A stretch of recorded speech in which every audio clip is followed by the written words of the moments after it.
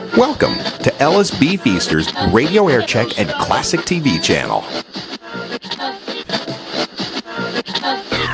Ladies and gentlemen, Imus in the morning.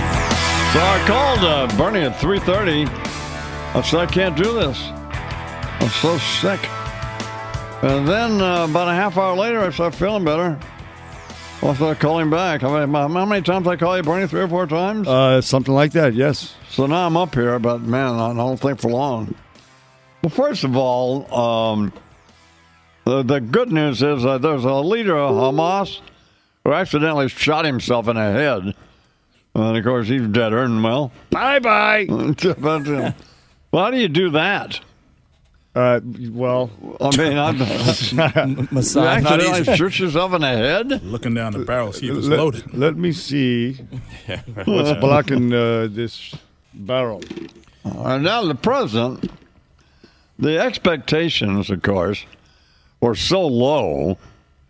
I mean, some people thought he'd come out there and drop the N-word bomb or... Come on.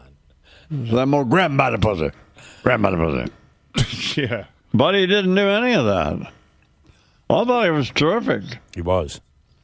Even Morning Joe this morning started his show by saying good night for President Trump, and he despises Trump. Well, what do I care what he... Well, I'm just saying, I'm just giving you the other side. You want to watch him, watch him. him. Why are you on this show, then? No, I don't like him. You're a little bitch. What do you care what they're doing? I like to see what the my left wife says. had a good line yesterday. Yeah. And she said, I was talking about something. She said, why do you care more about what they think than what you think of you? All right. Well, that's a pretty good line. Very good line. Very good line, yes. Well, why do you? I like to see what the other side says. No, you're just I hate him. Mess. I hate him, but I like to see what the other side says. You're an insecure mess. I love you to death, but you know what I'm saying? Know your enemies. That's right. The Kennedy kid, was he drooling? That was Yes. a disaster. Yeah. That was Man. an unmitigated disaster. That was continuing with the State of the Union response curse. The guy, he had, was it chapstick? It looked like some spittle something. It was Spittle, he's sweating, he no jacket. What, did he leave the jacket on a bar stool somewhere, this guy? And the broken down car behind him? Was that Uncle Teddy's car they fished out from Chappaquiddick? That is just not funny, Bernie. And then so the Times, I mean, I love Taibbi. I really do. On and off here.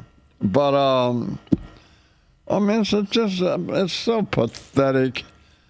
And with that whole, all of them trying to make fun. I mean, making fun of Trump is what? It's like making fun of a kid with autism. I mean, it's just pathetic. It's like shooting fish in a barrel at this point. Stop it.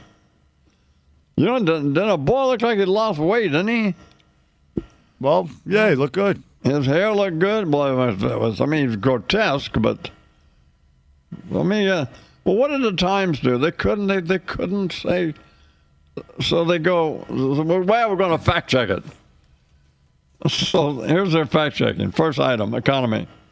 And Trump says, since the election, we've created 2.4 million new jobs, including 200,000 new jobs in manufacturing alone.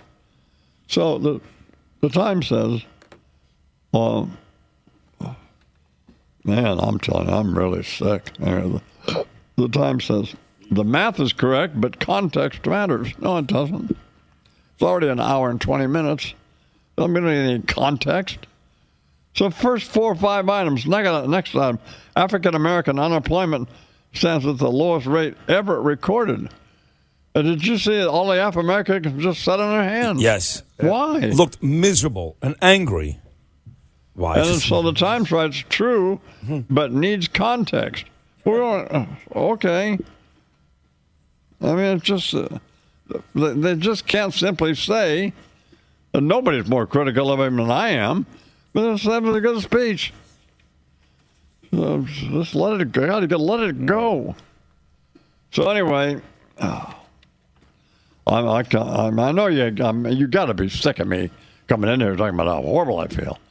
But I just say, This is a true Willis Reed moment Yes. that we're experiencing. Very good, Here on Barney. the Imus in the Morning program. Right before tip-off. Dr. Doug Brinkley's coming up, but I may not make it for him. He's just 20 minutes away. And then Tom Jackson, and blonde, and I just I can't do it. That's iffy. That's not going to happen. But I was begging Sid. Hey guys, I cannot do this, so I'm gonna turn it over to you guys. I can't do it. All right. I'm sorry. I apologize, but All right, Chief. I just can't do it. Well, go back to sleep, boss. Get I'm some gonna try to and feel better. Thanks again. Okay. Feel better. Better. All right. There you have it. Bernie and Sid will take over with the rest of the guys here. Louie, Tony, Rob, and Guns in the house here. And I guess I'll just read a couple of headlines here, Sydney. It's a good effort, though.